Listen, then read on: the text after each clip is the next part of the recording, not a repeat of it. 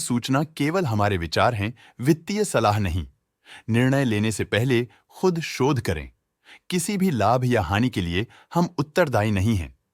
आज हम देख रहे हैं सूर्य रोशनी लिमिटेड के 2024-25 Q4 की standalone financial performance. Starting with the sales, पिछले क्वार्टर से सेल्स में 15% का इंक्रीज हुआ है, मगर कंपनी ने पिछले साल के मुकाबले 3% का सेल्स इंक्रीज रिपोर्ट किया। Expenses 13% quarter on quarter increase हो गए हैं, जो साल भर के 1.5% के राइज के साथ अलाइन करता है। क्वार्टरली एक्सपेंसेस के कंपैरिजन में सेल्स इंक्रीज होना दिखाता है कंपनी ने अच्छा परफॉर्म किया। ईयरली कंपैरिजन दिखाता है कि कंपनी ने इस साल अपनी परफॉर्मेंस में सुधार किया है। ऑपरेटिंग प्रॉफिट, जो पिछले साल के कंपैरिजन में 22% अप हुआ है, quarter on quarter around 35% increase हुआ है। Operating profit margin (OPM) annual basis पे 1.5% से इंक्रीज हुआ है और पिछले क्वार्टर के कंपैरिजन में 1.5% से इंक्रीज हुआ है। एक्सेप्शनल आइटम्स को ऐड करके अदर इनकम पिछले क्वार्टर के कंपैरिजन में 53% बढ़ गई, बावजूद इसकी ईयरली ग्रोथ 31% हुई है। इंटरेस्ट एक्सपेंसेस पिछले क्वार्टर से 5.5% अप हुआ, लेकिन ईयर ओवर ईयर इंक्रीज 21% हुआ है। डिप्रिशिएशन कॉस्ट में 3% का क्लाइम देखने को मिला और ईयरली बेसिस पे 6% का इंक्रीज देखा गया। प्रॉफिट बिफोर टैक्स एनुअली 26% बढ़ा, लेकिन प्रीसीडिंग क्वार्टर से 45.5% बढ़ा है। इस साल कंपनी ने 25.5% टैक्स पे किया और क्वार्टरली कंपनी ने 26% टैक्स पे किया है।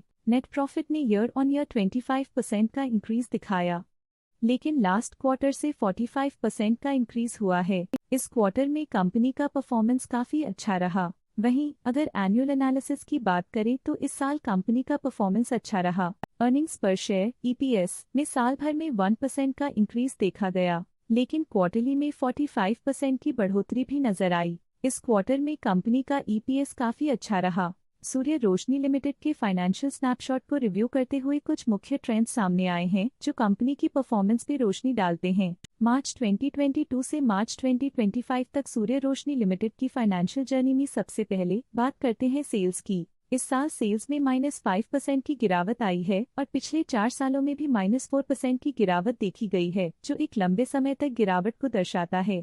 3 साल पहले के बढ़ती हुई सेल्स के बाद पिछले 2 सालों से सेल्स गिर रही है, जो ग्रोथ मोमेंटम बनाए रखने में चुनौतियां दिखाता है। अब बात करते हैं एक्सपेंसेस की। इस साल एक्सपेंसेस -5% घाट गए हैं और पिछले 4 सालों में -6% की कमी आई है। इस साल सेल्स और एक्सपेंसेस एक साथ बढ़ रहे हैं, जो बैलेंस्ड ऑपरेशनल अप्रोच को दर्शाता है। इस साल ऑपरेटिंग प्रॉफिट -0.5% कम हुआ, लेकिन पिछले 4 सालों में 29% का इजाफा हुआ है। एक वृद्धि के बाद पिछले 2 सालों से ऑपरेटिंग प्रॉफिट गिर रहा है, जो कुशलता बनाए रखने में चैलेंजेस को दर्शाता है। नेट प्रॉफिट का सफर ऊपर की ओर चल पड़ा है। इस साल 6% की चढ़ाई के साथ पिछले 4 सालों में 70% की शानदार वृद्धि हुई है। पिछले साल की सेटबैक के बाद नेट प्रॉफिट में सुधार हुआ है, जो मार्केट ऑपरेशंस में संभव रिकवरी और अडेप्टेबिलिटी को दर्शाता है। EPS के लिए रास्ता कठिन रहा है। इस साल EPS -10% डिक्रीज हुआ और पिछले 4 सालों में कुल मिलाकर -15% की गिरावट हुई है।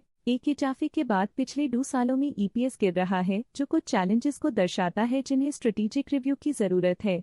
चलिए अब बात करते हैं शेयर होल्डिंग पैटर्न की। सूर्य रोशनी की शेयर होल्डिंग रिपोर्ट्स कुछ इस प्रकार की हैं, जो अननोन 2025 के तक चलता है। ये रिपोर्ट कंपनी के शेयर्स की डिटेल जानकारी देता है, जिसमें promoters, promoter groups, foreign investors, public investors और सरकारी एंटिटीज शामिल हैं।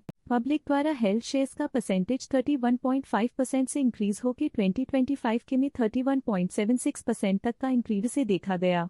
ये चेंजेस स्टेट है कि पब्लिक की इन्वेस्टमेंट कंपनी में क्वार्टर टू क्वार्टर इंक्रीज हुई है। जब कंपनी के शेयर्स का अधिकतम हिस्सा प्रमोटर्स, FII, DII या गवर्नमेंट के पास होता है, तब ये माना जाता है कि कंपनी मजबूत हाथों में है, जो स्थिरता और मजबूत समर्थन को दर्शाता है और इस मार्केट की स्थिरता बनी रहती है। DII डोमेस्टिक इंस्टीट्यूशनल इन्वेस्टर्स ने अपना शेयर होल्डिंग दिसंबर 2024 में 1.45% से 2025 में 1.62% तक इंक्रीज किया। ये बताता है कि डोमेस्टिक इंस्टीट्यूशंस ने कंपनी में अपना इंटरेस्ट 0.17% तक इंक्रीज किया है। फॉरेन इंस्टीट्यूशनल इन्वेस्टर्स के शेयर होल्डिंग में थोड़ा डिक्रीज आया 2024 के दिसंबर से 2025 के में, जो दिखाता है कि फॉरेन इंस्टीट्यूशंस ने अपने स्टेक को क्वार्टर टू क्वार्टर -0.41 से डिक्रीज किया है, जिसे पता चलता है कि उन्होंने अपनी इन्वेस्टमेंट्स को पुल बैक किया है।